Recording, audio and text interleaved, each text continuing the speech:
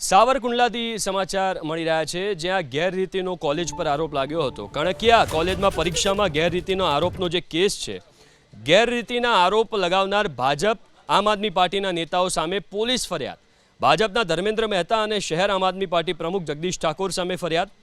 પરીક્ષાર્થીઓને ઉશ્કેરવાનો અને ટ્રસ્ટીઓને ધમકી આપવાનો ફરિયાદમાં ઉલ્લેખ છે। ફરિયાદ નોંધાતા ભાજપના ધર્મેન્દ્ર મહેતાએ નિવેદન આપ્યું, પોલીસ સીસીટીવી કેમેરાની તપાસ કરે।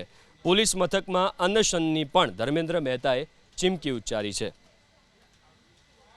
સાવરકુંડલા નૂતન કેળવણી મંડળ સંચાલિત કાણકિયા કોલેજની અંદર એક જુનિયર ક્લાર્કની વર્ગ 3ની પરીક્ષાનું પ્રશ્ન પેપર હતું। એમાં ગેરરીતિ થઈ હતી।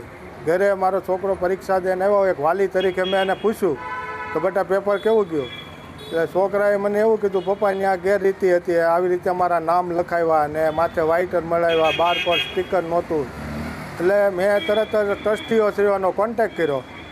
મેં પ્રિન્સિપાલનો પહેલાં કોન્ટેક્ટ કર્યો। પ્રિન્સિપાલે કીધું કે આમાં ટ્રસ્ટીઓ આ બધું હકાવે છે, આ જે કાંઈ કરે છે એ। એટલે મેં ટ્રસ્ટીઓને મુકુંદભાઈ નાગરેશનનો કોન્ટેક્ટ કર્યો।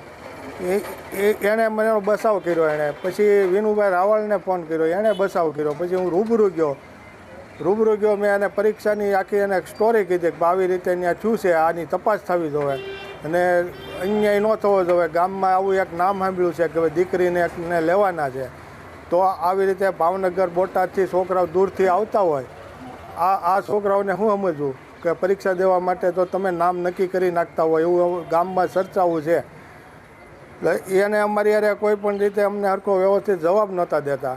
બધામાં કૂટેજ છે, કોણે શું કર્યું છે, હું કેમ છું છે, ખોટી મને જાણવા મળ્યું છે કે મારી ઉપર એફઆઈઆર થઈ છે।